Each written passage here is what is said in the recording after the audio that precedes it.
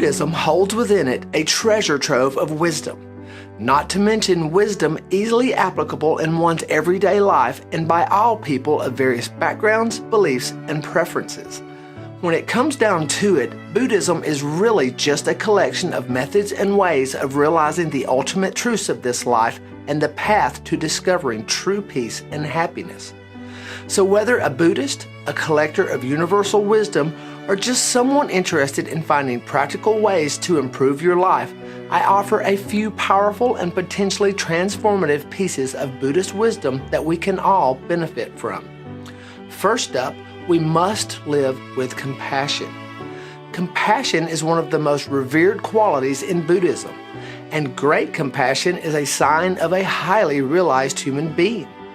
Compassion doesn't just help the world at large and isn't just about the fact that it's the right thing to do.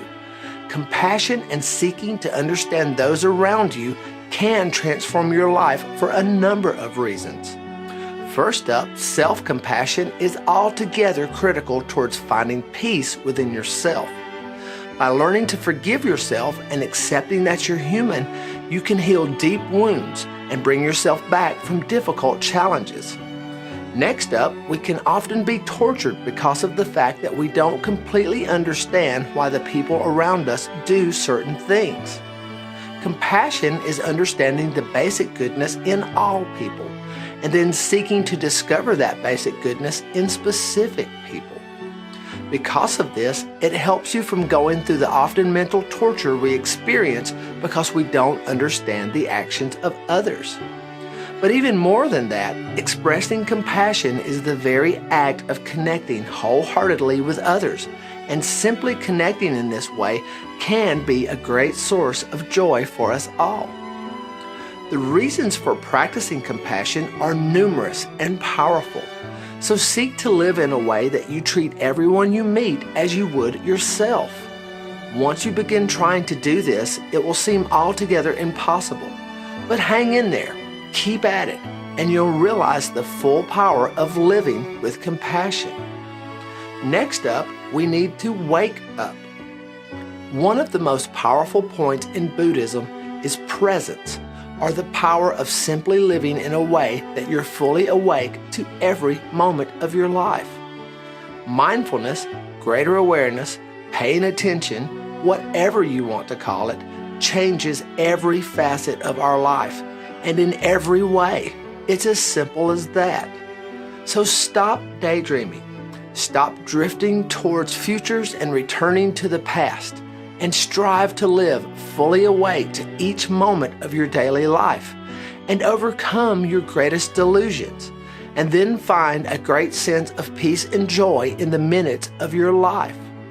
You must realize the greatest lessons life can teach you are the result of living fully awake to the present moment, and you can take one large step in the right direction by being aware and present upon your path. Next up, we must learn to live deeply. To live deeply in a way that you become keenly aware of the precious nature of life is to begin down the path of true peace and happiness. Why? Because to live in this way is to gradually become aware of the true nature of the world. This will happen essentially in sections of the whole, such as realizing your interconnectedness, where you begin to see how everything is connected. It's also about realizing our impermanence, where we begin to see how everything is ever-changing, constantly dying, only to be reborn in another form. These realizations are the bread and butter of Buddhism and many other spiritual practices. These sections of the whole are fragments of the ultimate realization, ways for us to understand that which can't be fully understood in the traditional sense. So by living in a way that you seek to realize these various qualities of the ultimate, you find greater and greater peace in realizing the natural way of things. This cultivates the ability to savor every moment of life, to find peace in even the most mundane activities, as well as the ability to transform our typically negative experiences into something altogether nourishing and healing. We must change ourselves. Buddhists understand that you can hardly help another before you help yourself. But this isn't referring to your gaining power or riches before you can help others, or living in a way that you ignore others. This is mostly referring to the fact that because we're all interconnected, that by you helping yourself, you create an exponentially positive effect on the rest of the world. So if you want to make an impact on the world, don't falsely convince yourself that it's you or them. You don't need to drag yourself through the mud to help those around you. If you do this, you'll greatly hamper your ability to create a positive impact. At the deepest level of understanding, by making it about you, this also makes it about them, because you know there's no separating you and them.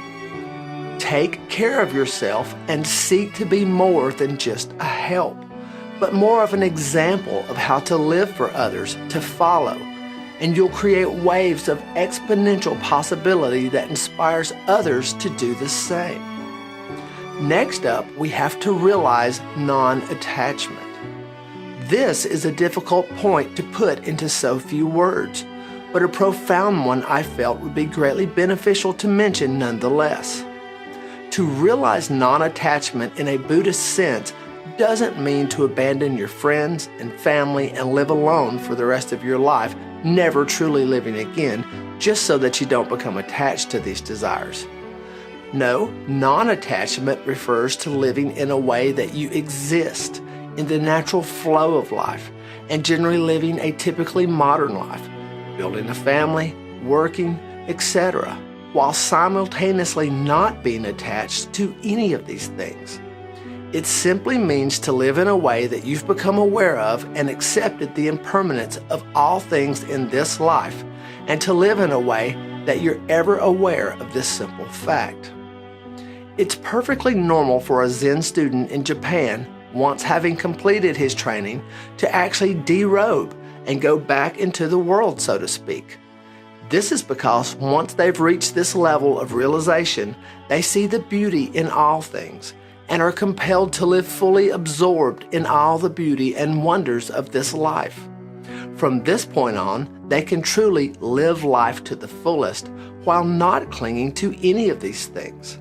This doesn't mean that you stop feeling emotions, or on the contrary, these emotions are welcome and expected and fully experienced with mindfulness in the moment of their impact.